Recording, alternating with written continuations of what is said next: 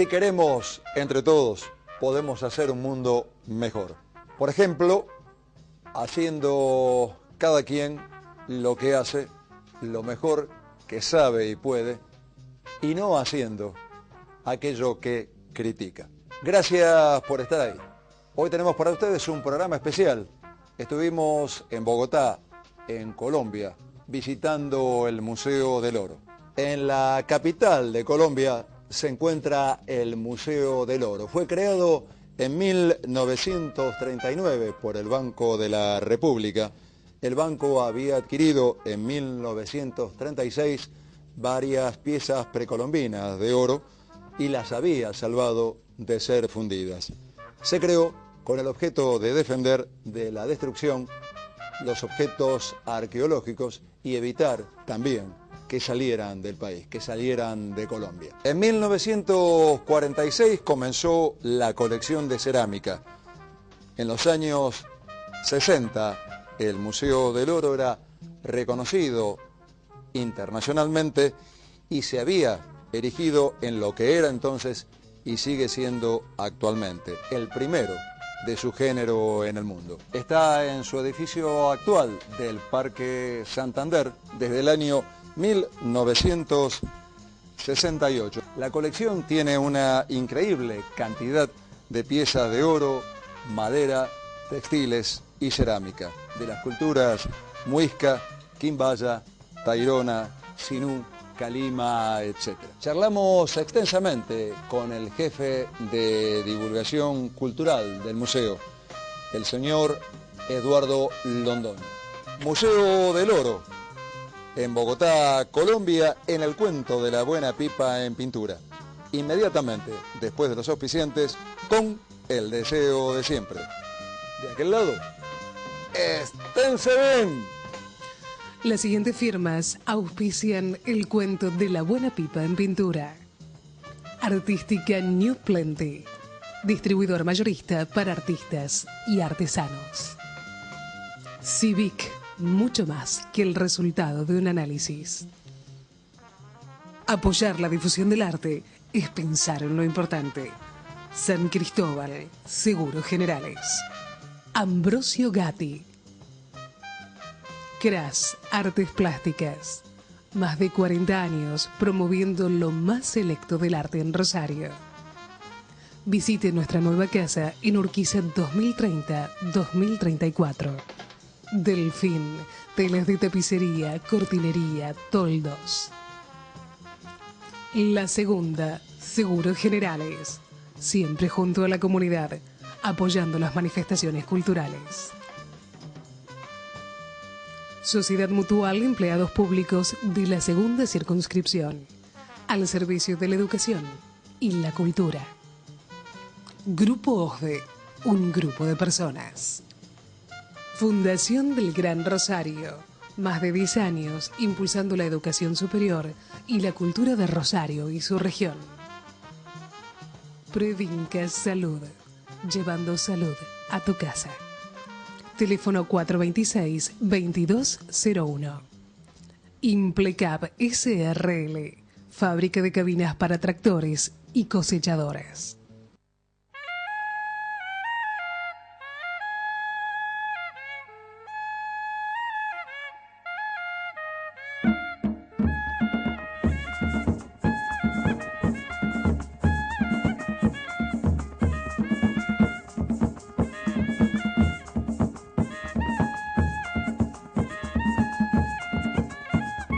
Bien, esta colección la inició el Banco de la República de Colombia en el año 1939 porque empezó Colombia a darse cuenta que este patrimonio orfebre que tenemos, que es el trabajo de nuestros antiguos pobladores, se estaba perdiendo en los museos extranjeros. La historia de siempre, los extranjeros aprecian esto.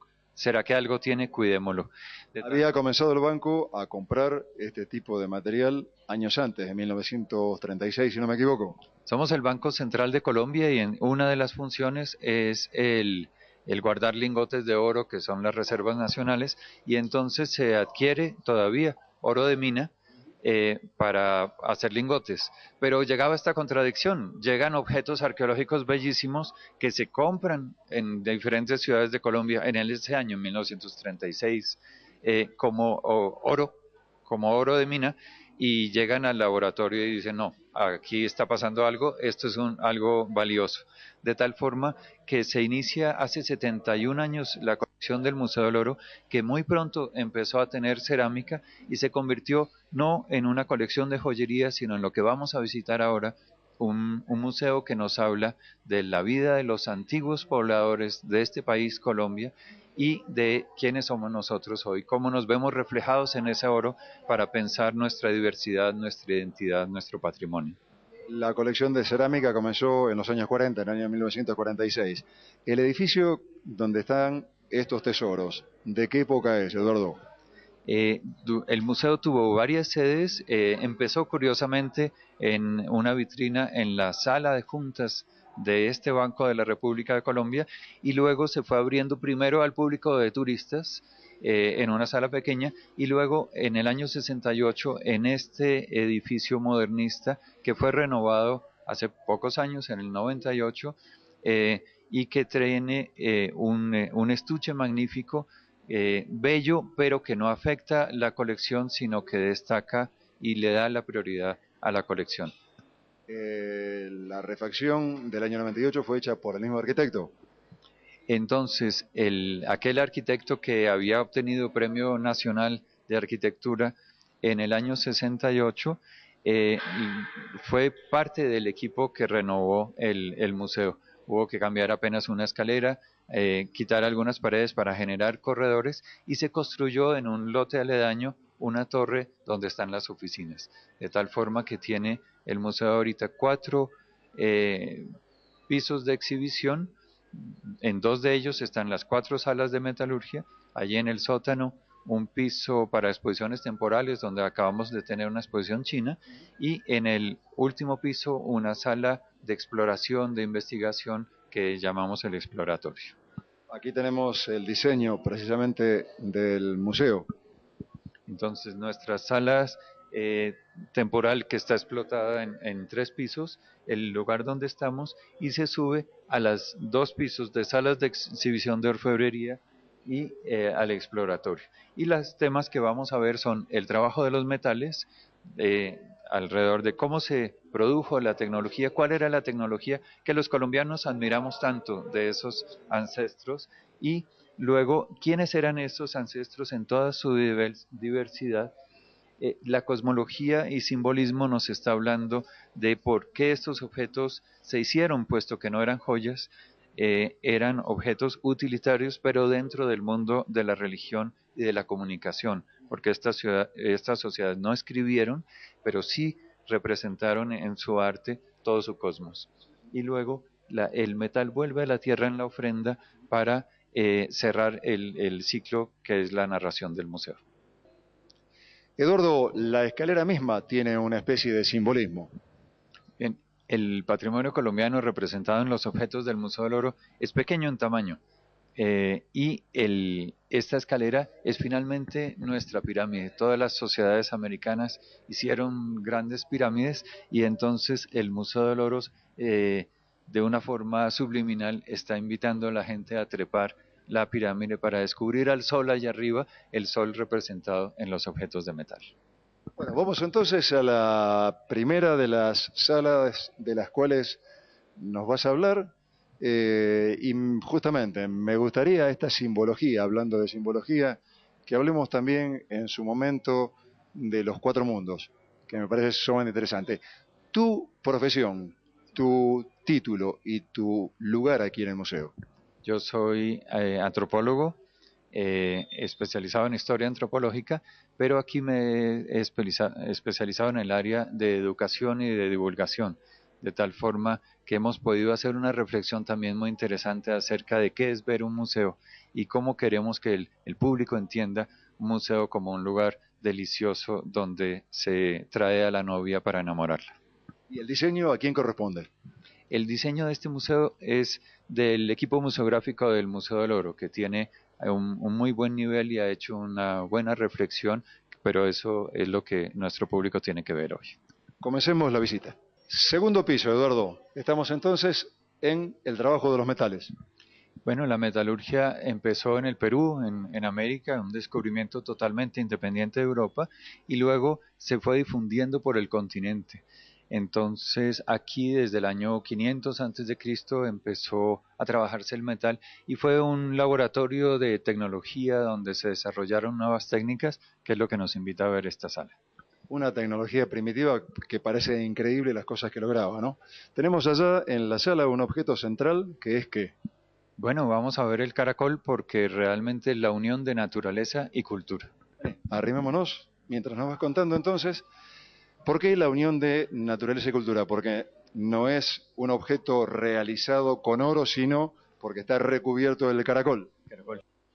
Hace 2000 años, en una de las regiones de Colombia, Calima, cerca de Cali, un artista indígena descubrió la forma maravillosa del caracol y el brillo extraordinario de las láminas de oro y creó este objeto recubriendo simplemente con las manos un caracol que era una trompeta, el fotuto con el cual el cacique convocaba a toda la comunidad y creó este objeto que ha perdido el caracol, la concha, y que representa en esta sala la unión de la naturaleza con su belleza, con la mirada del artista y con el trabajo de los metales, puesto que hacer una lámina de metal es ya un proceso tecnológicamente complejo. ¿Cómo hizo? ¿Adherió la lámina de oro en caliente, en frío? ¿Esto se martilló? ¿Cómo se hacía esto? Son varias láminas, pero están unidas simplemente con la presión de las manos y luego con pequeños hilos de oro para que se mantengan. Estamos hablando del periodo Yototo, 200 años antes de Cristo. Sí, del 200 al 1300 antes de Cristo vivió esta gente en Yotoco que hizo pectorales extraordinarios, que hizo grandes vestidos de oro para sus caciques. Es parte de lo que vamos a ver en el museo, cómo la tecnología empieza en esta América nuestra, la tecnología de la metalurgia para vestir a los caciques que hace 2500 años, 3000 años estaban empezando a diferenciarse de las tribus igualitarias, las sociedades que tenían una centralización. Oro, cobre y en menor proporción platino y plata fueron los metales usados en épocas prehispánicas en el territorio colombiano. Contanos qué estamos viendo en esta vitrina. Bueno, Colombia es todavía un gran exportador de oro. En la época colonial española fuimos grandes exportadores, recubrimos todas las iglesias españolas con nuestro oro y los indígenas descubrieron en este metal su brillo, su color, pero sobre todo su maleabilidad y la capacidad de trabajar que tiene tan extraordinaria que aún hoy nos llama muchísimo la atención. Entonces, el oro colombiano aparece entre las arenas de los ríos, básicamente más que en las minas, y se tenía que lavar estas arenas para recuperarlo. Curiosamente, también descubrieron los indígenas el valor del cobre que nuestra sociedad no valora.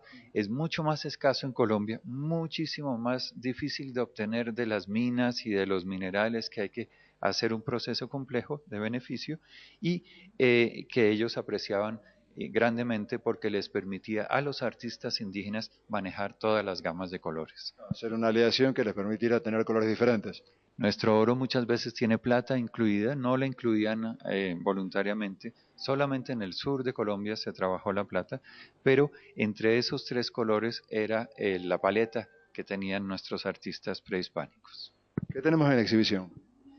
Bien, son los barretones que sirven para romper la tierra hechos en piedra, pero la batea esta es actual en madera, con la que se lavan las arenas auríferas en el proceso que se llama bateaje.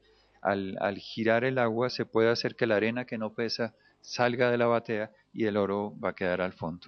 Y hay pepitas grandes que cuando la persona tiene una vez cada 2 meses mucha suerte, va a encontrar alguna pepita más grande, un chicharrón de oro. Seguimos nuestro paseo por el Museo del Oro. Vamos a ver las técnicas de la orfebrería, martillo, fuego, etcétera. ¿Comenzamos por acá? ¿Qué estamos viendo en esta vitrina entonces, Eduardo? En este tipo de guairas, esta es una original, y con estos crisoles, los indígenas tenían que fundir aquellas pepitas de metal para eliminar los cristales de cuarzo, las cosas que eran impurezas, y obtener el pequeño lingote ya que se deja trabajar. De tal forma que no, a pesar de que uno puede encontrar fragmentos de oro tal cual en la naturaleza, en los ríos, el oro necesita un trabajo complejo y llegar a temperaturas de 1053 grados soplando en este tipo de guairas antes de poderse trabajar. ¿Se construían hornos en lo alto de las montañas? Bueno, pues un recurso que descubrieron los indígenas es que si se necesita soplar tanto, ¿por qué no ponemos más bien el horno en la parte donde sopla el viento y de esa forma trabajamos más fácilmente? Parece mentira que con elementos tan primitivos lograran cosas tan maravillosas, ¿no? ¿Soplaban por dónde? Soplaban varias personas, una tiene una caña como esta y está soplando en la parte inferior de esta guaira que tiene dos partes. Hay orificios entre una y otra parte para que el viento pase a través de los carbones ardiendo y las otras personas están soplando por turnos desde afuera con otras cañas. La guaira es original, las cañas no. Las cañas no son originales, pero ¿El resto? todo lo es. En el museo todo lo es. Todo lo es. Sí, sí. ¿Qué más hay? Bien, pues esas cañas necesitan unas embocaduras de cerámica para que no se quemen justamente porque se llega a temperaturas muy fuertes, de tal forma que es lo que estamos viendo junto con los crisoles. Hay que decir que este museo, puesto que venimos hablando también de la museología, en su versión anterior de los años 60, 70, tenía la representación de unos orfebres en escultura haciendo la fundición y el orfebre se acercaba a soplar demasiado cerca y se hubiera quemado las pestañas y tal. En el nuevo montaje es más limpio y se representa al orfebre sin poner aquí la estatua. Ha sido como un juego de nuestra museología el dejar la imaginación y no a afirmar cosas que de pronto no sabemos. Martillado. Dos técnicas básicas de la orfebrería, lo que va a ser el martillado y lo que va a ser la fundición. Entonces, el martillado consiste pues sobre el yunque, poner el lingote que traemos de la guaira o del crisol y darle golpes. Aún así, es una técnica también compleja, puesto que el oro se endurece a medida que más se martilla y para que los granos se reordenen y vuelva a ser maleable, necesita estar calentándose al rojo naciente, que es por cierto bellísimo, y de esa forma se llega a tener los pectorales o las diademas, las narigueras, o esta lámina muy delgada que servía para recubrir a los cadáveres de los caciques cuando se enterraban en el norte de Colombia. Esto es lo que explicabas entonces, que si se hacía en frío se destruía, se arruinaba, hay que mantenerlo permanentemente a alta temperatura. No, hay que estarlo calentando periódicamente. Permanentemente. Martillar en frío mientras es maleable. pero al cabo de unos minutos de estar martillando pierde su maleabilidad porque los granos se descomponen y ya no ruedan unas superficies contra otras y con calentarlo casi hasta el punto de fundición se reorganiza en un proceso químico que es bellísimo además. La pieza que vemos ahí, Un pectoral, como veremos, este viene de la zona Quimbaya y es de hace 600, 700 años. Los que se trabajaba cinceles justamente también de aleación de oro y cobre martillada para volverlo duro. Estos objetos absurdamente pequeños, miniaturas para insertarse en la cara en la región de Tumaco, al sur de Colombia, donde tuvimos que poner una fotografía para que se vea la pericia del orfebre, puesto que nuestros ojos ya no son capaces de ver tanto. increíble, ¿no? Que se pudiera hacer tanto detalle con un objeto tan pequeño, lo que me hace pensar en el lugar que ocuparía el orfebre en la sociedad en esos tiempos. Claro, entonces esa es la pregunta interesante. Los orfebres que ya no existieron en la época colonial, puesto que esto estaba asociado a la religión y al oro, dos cosas que necesitaban extirpar los conquistadores, no los conocemos bien, en el mundo actual no pasaron, ¿sí? Pasaron todas las tradiciones indígenas y sobre ellos está construido el museo. Pero el orfebre era entonces no solamente un sabio, no solamente un metalurgo y un químico, sino además un chamán, una persona que está hablando de la transformación de un mineral que no sirve, aunque sea bonito, a un objeto que es bellísimo y que nos habla de la religión. ¿De qué época son, Eduardo? Estos son de los más antiguos en Colombia y vienen del 110 después de Cristo, cuando de una sociedad que empezó a hacer la metalurgia en Colombia en el 500 antes de Cristo. Timbiquí. Tumaco, sí. ¿Tumaco? De la región de Timbiquí. Correcto. Repujado. Y respecto de esa primera técnica del martillado, entonces están todos los temas de la decoración, las técnicas de la decoración. El primero es que esas láminas se dejan repujar presionando por detrás, pero también por delante, sobre un saco de arena, por ejemplo, hasta obtener relieves.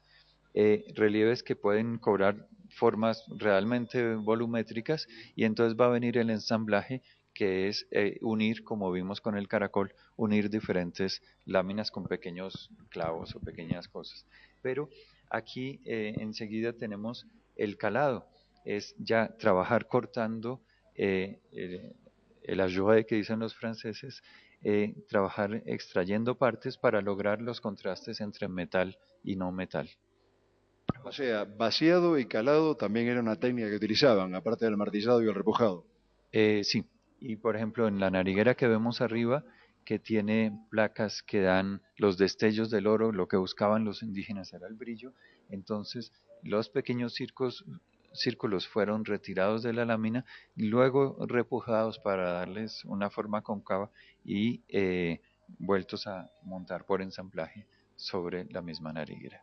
¿Quiénes usaban estos objetos? ¿Eran solamente la gente de un nivel muy alto en la sociedad? ¿Alguien de menor escala social? Los objetos de oro así notorios son para la élite, Pero estaban asociados a una especie de divinidad. A las jerarquías sociales, ellas mismas asociadas con la divinidad. Y el sol tenía que ver con eso, los reflejos y todo eso. En los cacicazgos lo interesante es que el cacique asume el papel del hombre sol. El cacique le da la vida a la sociedad porque él es el sol que hace que las plantas crezcan y que el día aparezca cada día.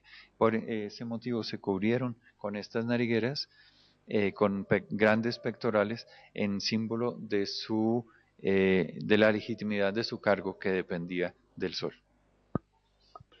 Fundiciones múltiples. La fundición en general, entonces, es el proceso muy distinto al martillado, donde los indígenas empezaron modelando la cera de abejas para producir el objeto que querían tener en metal. Luego lo recubrían de arcilla para producir estos moldes. Al molde había que dejarle una tira de cera que al ser calentado era el canal por donde salía la cera y podía entrar el metal. O sea, esto es lo que se llama el trabajo a la cera perdida, la fundición a la cera perdida. El trabajo a la cera perdida, que tuvo en Colombia diferentes complejidades, porque descubrieron, por ejemplo, que si a ese modelo en cera que se me va a transformar en metal, le pongo en sus manos objetos de oro y no lo fundo en oro, sino en tumbaga, en aleación de oro con cobre, entonces voy a obtener estos pequeños caciques representados muy cobrizos en su piel y muy dorados en los objetos que llevan puestos. Objetos donde hay un juego de color. El metal se alió entre oro y cobre para obtener el juego del rosado. Muchas sociedades buscaron ese rosado, ese sol que se pone, ese sol del amanecer, ese sentido femenino que tiene el color rojo. Y entonces hay un proceso que vemos aquí enseguida, el dorado por oxidación, que es una técnica donde se atacaba la superficie de estos objetos de oro-cobre con ácidos para retirar el cobre oxidado y dejar solamente una capa finísima de oro. Algunas regiones de Colombia prefirieron trabajar así en oro-cobre y darle un acabado de superficie solamente dorado. Cuando llegaron los españoles encontraron estas piezas en las orejas de las personas o las narigueras y la pieza se ve como este cascabel totalmente de oro, amarilla, pero al fundirla resulta ser 70 u 80% cobre, de tal forma que hay una anécdota alrededor de eso porque se sintieron los conquistadores robados en cuanto a que el oro que robaban no era oro sino oro cobre. Hablando de los conquistadores, la historia, el mito de la leyenda de la ciudad del oro, del dorado, si bien sabemos que era un mito o una leyenda, en alguna medida todavía subsiste porque vende, ¿no? El dorado finalmente es un mito que tiene muchísimas lecturas. Lo buscaron los griegos, lo buscaron los europeos y lo vinieron a encontrar en nuestros países los conquistadores detrás de esa búsqueda de ciudades de oro. Y había en efecto, bueno, no tanto ciudades de oro, pero templos de oro en Colombia, caciques de oro, pero yo creo que cada uno tiene el dorado dentro. Lo que estuvimos viendo entonces en esta sala, Eduardo, son las piezas de orfebrería, oro, cobre, la aleación, la mezcla, cómo se realizaba. Son de diferentes momentos, de diferentes culturas, ¿de cuándo a cuándo? Del 500 antes de Cristo a el 1600, algunos 100 años después de la conquista, porque luego ya no se trabajó más el metal. Parece mentira, insisto con esta expresión, parece mentira, estamos hablando de tanto tiempo atrás, el conocimiento que tenían, porque vos estás comentando que utilizaban determinados ácidos para conseguir determinados efectos, ¿no? Sí, sí, realmente el mecanismo tecnológico es complejo y hay una gran investigación entre los arqueólogos del mundo de hoy, hay grandes investigadores argentinos de la metalurgia y en el continente, y cada vez nos sorprendemos más de cómo pudieron saber esas cosas los indígenas del pasado a base del conocimiento de este medio ambiente que hoy nosotros desechamos y pavimentamos. Hay un par de vitrinas más. ¿A dónde vamos ahora, Eduardo? La sala tecnología termina con el anti-oro, puesto que este museo es un museo de antropología y no de oro. Son objetos totalmente hechos en cobre y que se oxidaron hasta ver esta tonalidad verde. Y con eso terminamos este segundo plano, este segundo piso. Esta sala que va a hablar, que habló entonces de la tecnología, para pasar a la gran sala que habla de las sociedades prehispánicas. En este pectoral de cobre que se oxidó por completo, vemos las huellas del collar que fue puesto sobre el muerto. Entonces, el óxido está conservando una cantidad de historia arqueológica, porque por este lado sabemos que sobre el pecho no solamente está el pectoral, sino un collar, y en el lado opuesto se ve que el muerto estaba envuelto en una estera, en un tejido de fibra vegetal. Impresionante, ¿eh? ¿Y esto que está tomando la cámara ahora, qué es entonces, Eduardo?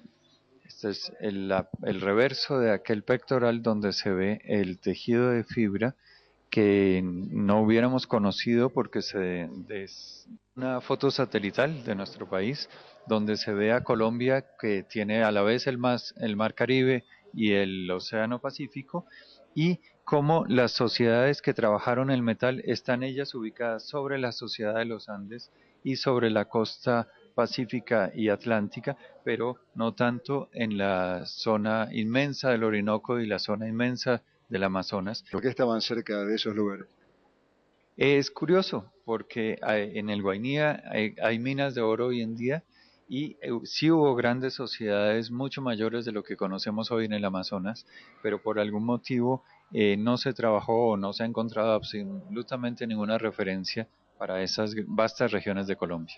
Y es la región de Nariño, una región donde vemos, por ejemplo, al hombre y a la mujer recibiéndonos y el tipo de trabajo donde se estilizó por una parte las formas animales en estos monos, en estas águilas tijeretas, en estos caracoles y luego se hizo un arte también geométrico. En el mismo momento la misma sociedad tenía dos formas de hacer arte que pensamos nosotros que puede corresponder a una sociedad partida en dos, como sucede mucho en los Andes, y que una de las castas tuviera el arte representativo, pero la otra, este arte geométrico que no está tratando de representar el mundo que es abstracto y que juega maravillosamente con el calado, el vacío y el lleno. Diademas, narigueras, disco giratorio. ¿El disco giratorio qué significa? Aparte de las diademas, narigueras, orejeras y pectorales, que es el atuendo normal de un cacique como lo vemos, de este Nariño vienen objetos totalmente extraños. Estos discos con un orificio en la mitad, absolutamente bien hechos, absolutamente perfectos en su diseño geométrico. Y alguno, como el que está aquí al centro, tiene un hilo de algodón que nos sugiere que eran objetos de arte óptico, de op art, que se hacían girar en los templos bajo la luz del rayo del sol que entraba al templo para fecundarlo y que de esa forma producían toda clase de destellos. Pero al girar en un sentido llegaba un momento en que el hilo se cansa por la fuerza y el movimiento retorna en el sentido contrario cada vez más acelerado, de tal forma que son objetos seguramente de sentido chamánico que ayudaban a romper la conciencia de este mundo, como también lo hacen los alucinógenos, pero que para nosotros vistos hoy son objetos magníficos de geometría y de arte. Claro, que consiguen efectos visuales e hipnóticos en esas ceremonias. Insisto con que realmente parece mentira que estemos hablando de la época que estamos hablando, ¿no?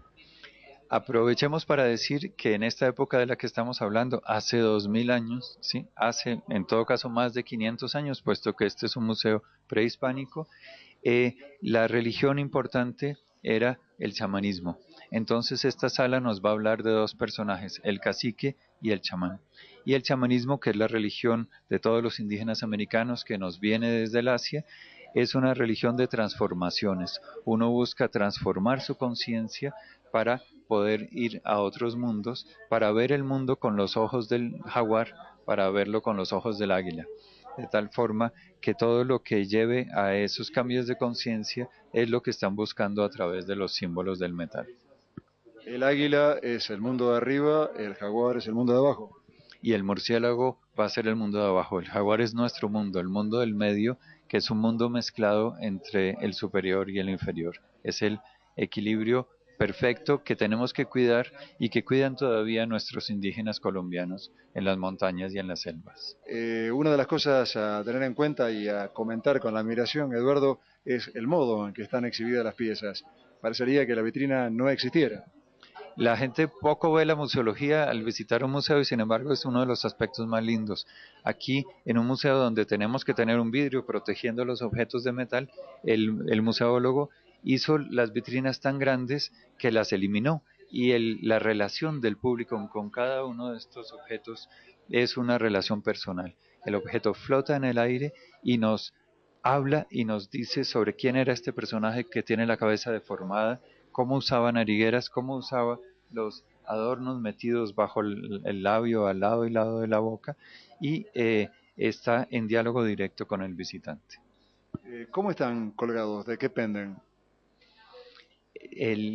Hay barras de acero que salen de este falso fondo que es transparente para dejarnos ver la estructura y para que la vitrina no tenga un final, de tal forma que esas barras con unos uñas de acero sostienen el objeto en forma absolutamente segura, pero son invisibles al observador y a la cámara, de tal forma que el objeto flota en el aire en una vitrina que ni siquiera tiene fondo y que tiene el nivel de la ensoñación que necesitamos, porque el gusto de venir a un museo es tener uno la libertad de pensar, de demorarse lo que uno quiera y de soñar frente a cada uno de estos objetos que tienen 2000, 2500 años. Hacerse cómplice de aquello que está viendo, que está disfrutando. Cada objeto le habla a uno y le permite investigar. Y el recorrido que hacemos aquí con los niños, por ejemplo, no es un recorrido donde les contemos la historia del pasado, sino que los motivamos a convertirse en científicos que se hacen preguntas frente a la vitrina y que intentan respondérselas. Aquí tenemos sellos y rodillos que usaban para pintarse el cuerpo. No son para pintar los textiles, aunque textiles los tuvieron magníficos de algodón en Colombia, más que de llama y de otros animales andinos, pero son para pintar el cuerpo. Y esto, puesto que estamos hablando de la ensoñación, nos tiene que llevar no al objeto de cerámica que con un palo alrededor me permitía decorar mi cuerpo, sino a pensar en cómo sería todo ese arte que perdimos. Porque llegar a estas sociedades debió ser extraordinario, vivir en ellas debió ser magnífico, y esta gente estaba pintada de rojo con vija o de negro con jagua, en motivos repetitivos o en motivos de pincel. Coméntame, quería decir de las plumas. El, Además de esa pintura corporal, evidentemente, pues hay que pensar que tenían las máscaras de oro, los brazaletes de oro, narigueras, pero el arte plumario, un arte que se sumaba al textil, al de la madera, y que podía recuperar todos los colores verdes, rojos, amarillos, azules de las plumas de los aves colombianas. Qué puesta de escena, ¿no? De tal forma que cuando uno entra a esta puesta en escena, que es un museo, de pobre museo no pudo mostrar, pero que nuestra ensoñación sin duda nos transporta. ¿Qué tenemos acá, Eduardo, entonces? El jaguar. El jaguar es el animal simbólico por excelencia en el mundo de la orfebrería y el chamanismo y el cacicazgo, porque es el animal que nos da la vida, puesto que es del color del sol, y que nos da la muerte, puesto que es un asesino. Entonces, los caciques adoptaron al jaguar como símbolo de poder y al oro como símbolo de su presencia divina, de su origen divino. Lo que hablábamos antes. El oro es el sol que nos da la vida diariamente, el cacique es el personaje sol que nos da la vida diariamente. Y él se va a vestir de jaguar, tal vez esta máscara con los ojos totalmente asombrados que ven en la noche, con los colmillos marcados, no sirvió para una persona, sino para un templo sobre una escultura de madera. Pero los diferentes objetos del museo van a adquirir la forma del jaguar con frecuencia por ser el animal que da la vida y da la muerte. Los caciques dirigían la vida económica y ceremonial. Destacaban en su vida por este uso de objetos suntuosos como diademas y narigueras de oro, y en la muerte además tuvieron el privilegio de ser enterrados bajo mantículos o tolas. Mantículos o tolas, ¿qué significa en este caso? Bien. En esta región de Tumaco la forma de enterrar a los muertos era colocarlos sobre el piso y hacer una acumulación de tierra sobre ellos, que va a ser el montículo, que en Ecuador se llama tola. Pero es bien importante lo que dices sobre los caciques. No solamente utilizaron el oro en su vida, cuando eran gobernantes, cuando tenían que manejar a la comunidad, sino también lo llevaron a la tumba porque en la vida futura, en la siguiente vida, seguirían siendo caciques. Su divinidad no se acababa con la muerte, eran tan divinos que la superaban a la muerte. Que continuaban en la muerte y continuaban ejerciendo a favor de los que quedamos aquí vivos desde el más allá. De tal forma que vestir al cacique para la muerte se convirtió en el ritual más importante y es el motivo por el cual tenemos este museo. La mayoría, si no toda, la colección de este museo proviene de aquellas tumbas donde los caciques quisieron transmitir su imagen a la posteridad. Es un día de semana y temprano a la mañana. Eduardo, parece mentira la cantidad de público que viene. ¿Cuánta gente pasa por acá diariamente? Tenemos unas 1.500 personas al día. Nuestros domingos son todos gratuitos y hemos llegado a tener 14.000 personas, que realmente esto parece el transporte público de la ciudad de Bogotá. Y en el año estamos haciendo 500.000 personas. Lo que ha sido interesante es que en un museo que se abrió hace ya 2 años, hemos, en vez de decaído en interés, aumentado con el curso de los años y realmente el museo está muy bien. Entonces, la mirada del arte para un programa sobre arte. Este conjunto proviene de una sola tumba, al igual que todo lo que está en la misma vitrina, y la nariguera, que está entre las dos orejeras grandes que deformaban el lóbulo, representa a un jaguar. Tiene los ojos verdes que ven en la noche, tiene las orejas del jaguar, las manchas en su piel que brillan cuando se mueve la nariguera, pero es una pieza articulada y las dos franjas que bajan son las patas que están puestas sobre el piso, y las dos franjas al lado y lado de la cabeza son las patas de atrás que están también puestas sobre el piso, solo que el artista, como un Picasso, abrió la pieza para convertirla de tridimensional en bidimensional, y la estamos viendo en el plano, de tal forma que puesto este jaguar sobre la nariguera de un cacique de piel broncínea, cuando el cacique danzaba alrededor, digamos, del fuego, el jaguar iba haciendo un pequeño movimiento articulado donde parecía que gateara para estar dispuesto a brincar sobre nosotros. Es el jaguar cacique representado en una forma artística, como digo, que luego vino a descubrir Picasso en su trabajo con el arte africano, y que tenían los indígenas de Calima en el 200 o en el 500, en el 200 antes de Cristo. Adornos que producían juegos de sonido y reflejos de luz. Son las narigueras de Calima que cubren la parte baja del rostro, y en aquella vitrina del fondo tenemos las diademas que cubren la parte superior. El cacique dejaba de tener un rostro para convertirse en un rostro de oro, en un hombre sol, en el hombre que le da poder y de hecho existencia a la sociedad cacical. Estamos viendo los poporos o recipientes para la cal que se usaban para la masticación de la coca, que tienen formas humanas de aves, jaguares y caimanes. Y de la mazorca del maíz, porque en América el cultivo principal para sostener a los cacicazgos era el maíz, el grano que se puede guardar para que el cacique le pueda garantizar a la comunidad la vida en los momentos de sequía. Pero el maíz es amarillo, como el sol, como el jaguar, como el cacique, de tal forma que esa es la importancia. Te contaré más adelante el tema de la masticación de la hoja de coca. Y acá al lado tenemos figuras enmascaradas de los palillos que eran para extraer la cal de los poporos. Los poporos, y que en este momento podemos destacar es la forma como se arreglaban las personas para la fiesta. El oídos de una sociedad antigua, cómo usaban estas máscaras, cómo usaban las diademas, los pectorales, todo en estas pequeñas figuras que podemos ver con detalle gracias a las vitrinas. Los personajes con sus máscaras. Que lo interesante es ver los detalles. Hay diferentes tipos de máscaras y sin embargo se los ve repetidos de un alfiler al otro.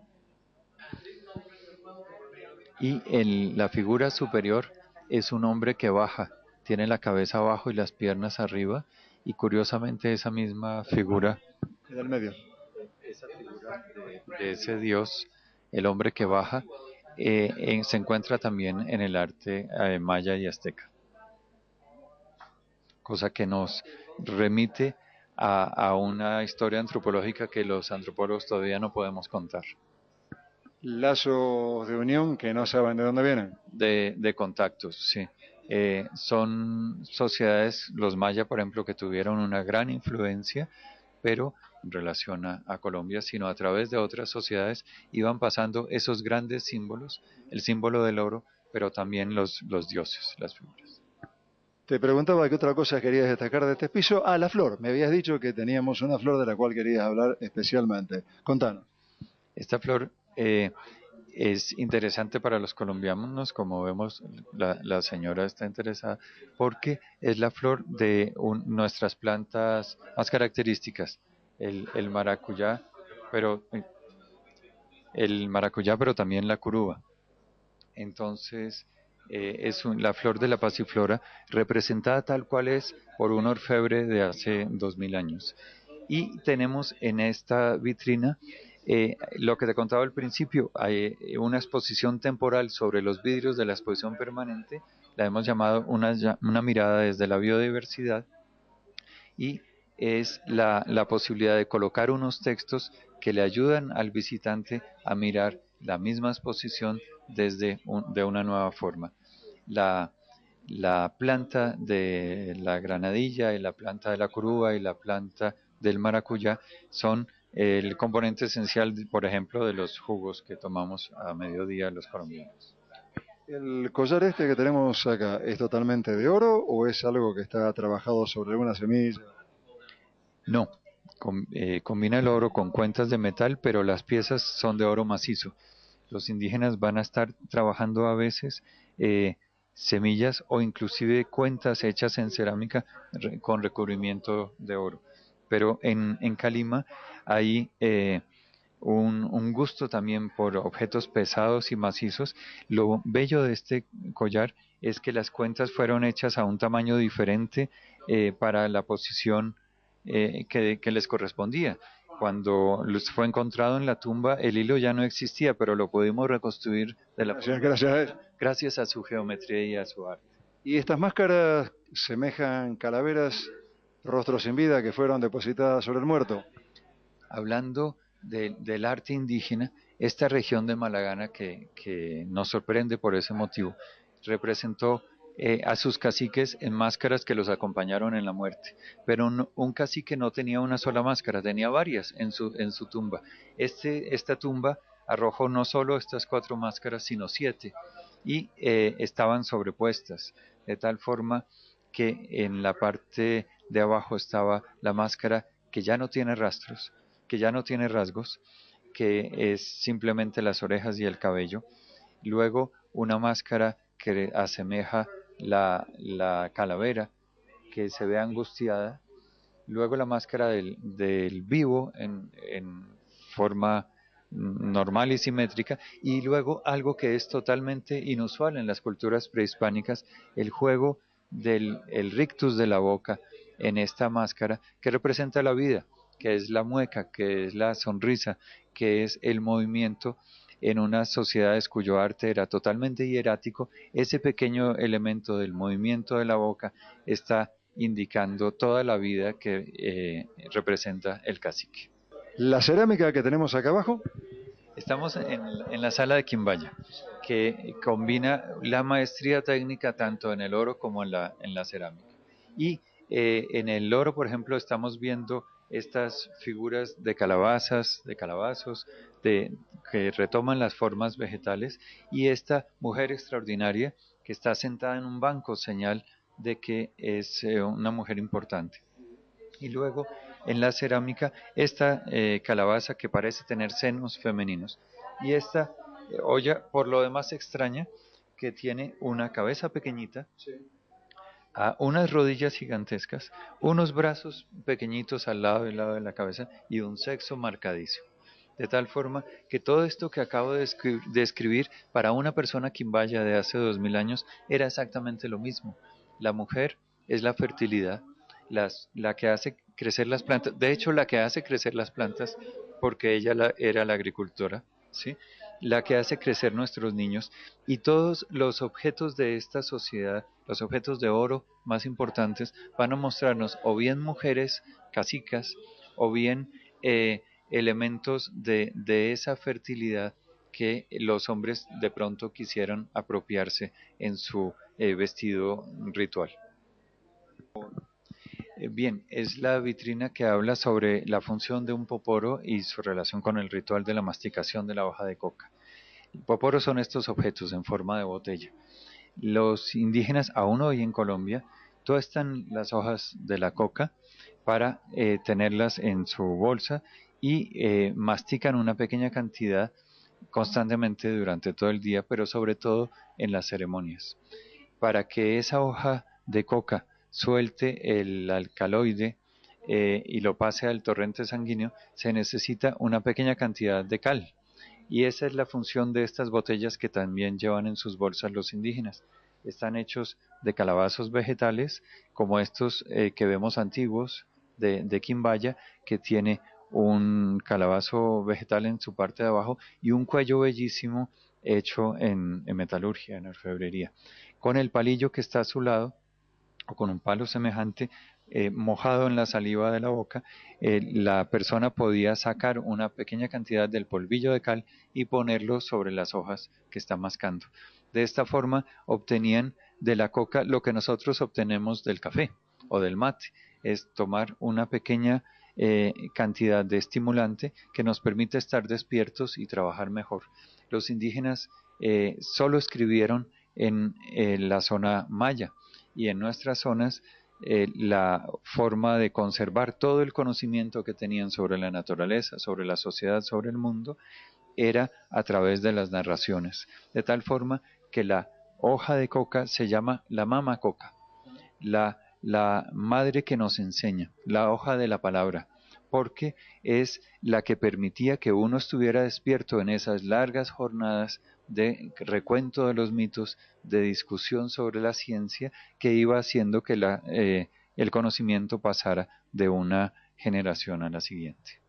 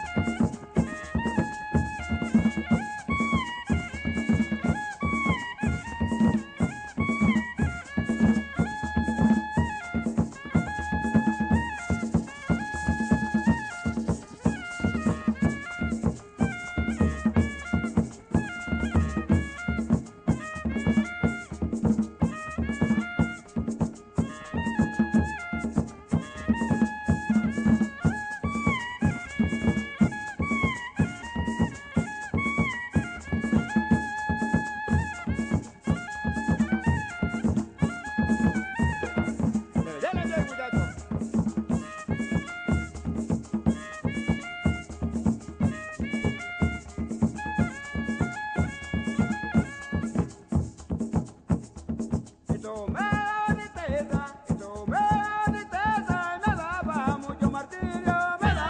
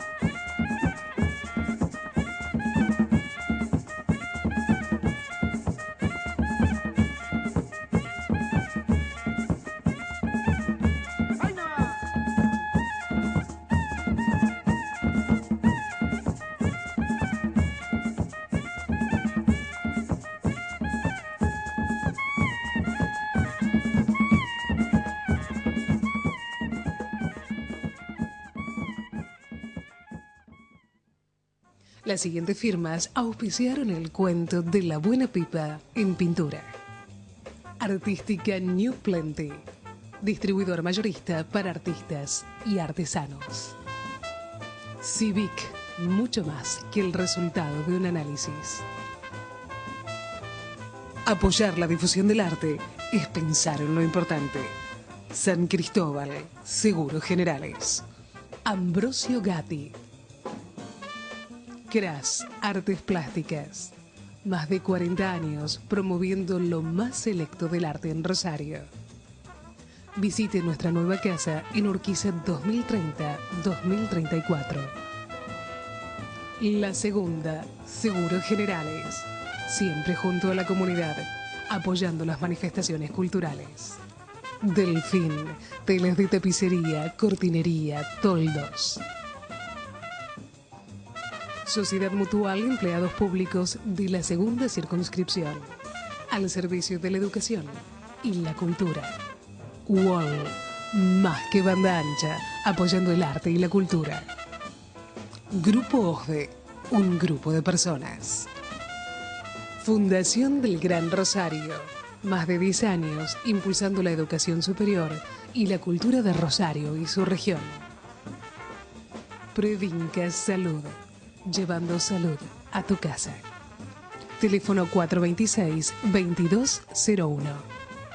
Implecab SRL, fábrica de cabinas para tractores y cosechadoras.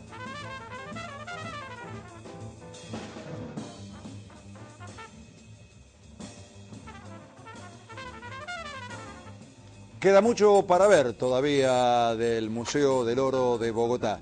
Concluye nuestra visita la semana que viene. Esténse bien de aquel lado y recuerden que si queremos entre todos, podemos hacer un mundo mejor.